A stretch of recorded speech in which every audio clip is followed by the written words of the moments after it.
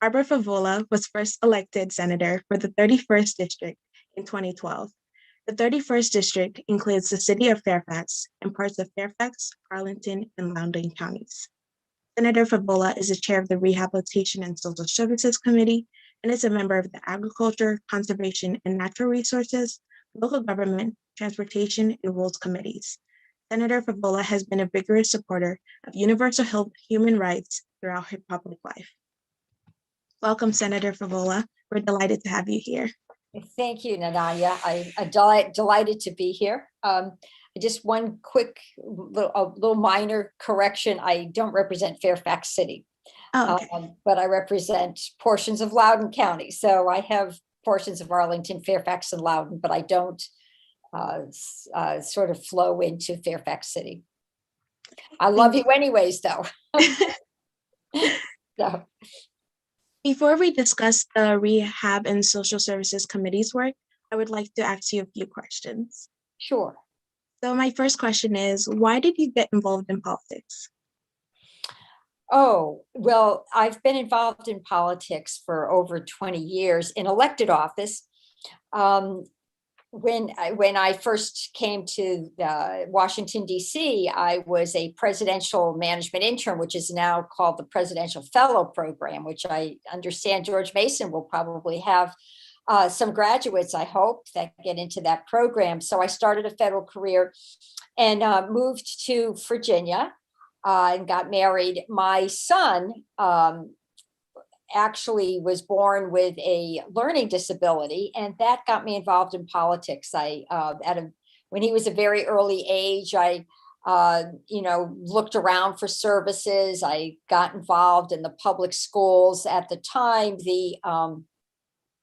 there was a federal law that passed, which is basically guaranteed all children and children who were on IEPs a public school education, if you will, an integrated education.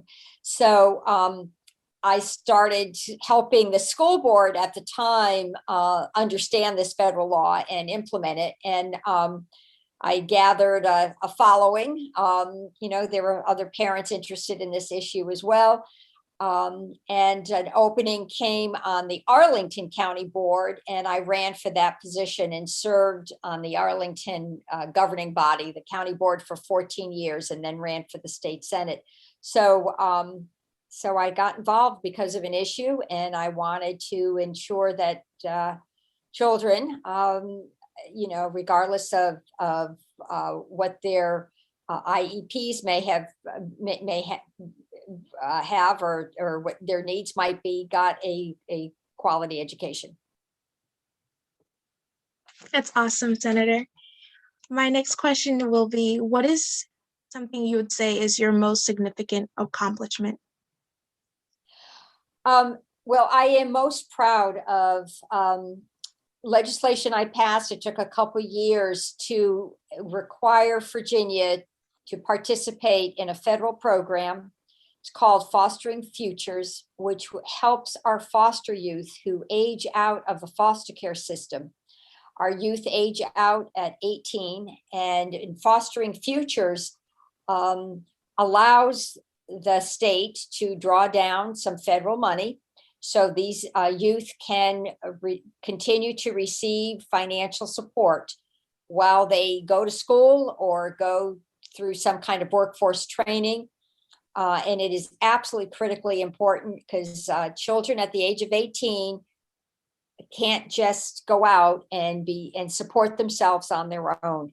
And we did an evaluation of the statistics on how many of our foster youth were homeless at the age of 18, and then very vulnerable to human trafficking and to substance abuse. So I was most proud of that legislation. And I've worked on other things specifically regarding climate control. And I was very, very happy about that. And I guess my other big accomplishment that I brag about a lot is the Clean Energy Plan. which brings the state of Virginia, both public and private entities, into a zero carbon emission, net zero carbon emission by 2045. And I guess I'll stop there. I could continue to speak, but probably you don't want to hear all of my all of my accomplishments in one sitting. Yes, they definitely all do sound very interesting. And I especially like the clean energy one, because I do think it's very important to address climate change. Yeah. My next question is, what is the most important new legislation that you've supported? The new legislation. Well, we recently passed legislation that actually implements a credit earned system for those who have been convicted of nonviolent crimes and they are serving time in our prison system.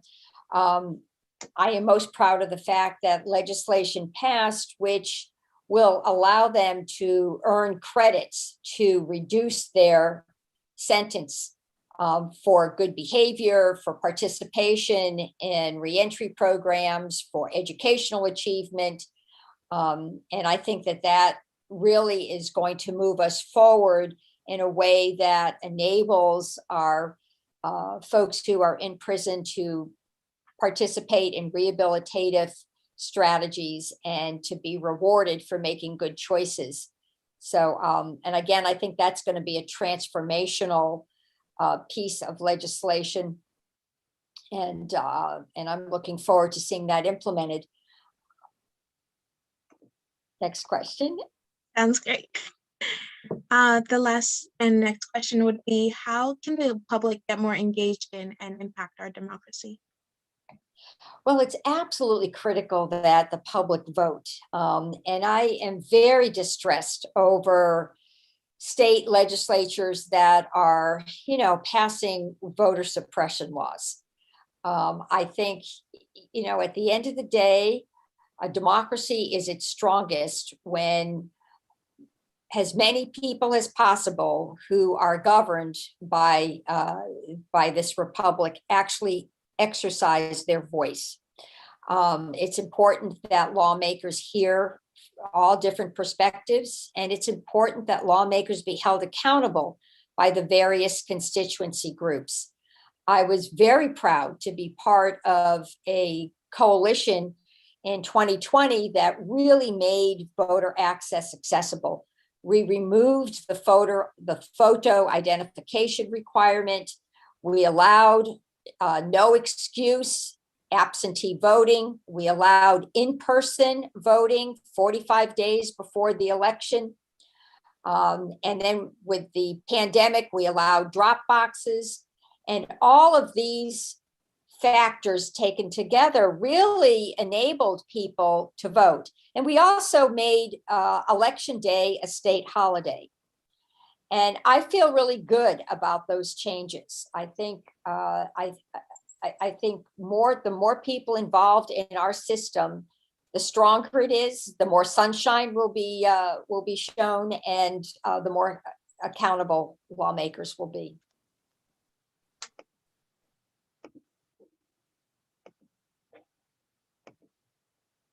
So I want to remind you, there's a primary on June 8th. And in Virginia, you do not register by party. So if you choose to vote in the primary, there will be the Democratic candidates on the ballot. And I would encourage those who are interested to participate in the June 8th primary. And voting is going on now. Yes, I definitely agree with that. Check your local registrar page, voting registrar pages.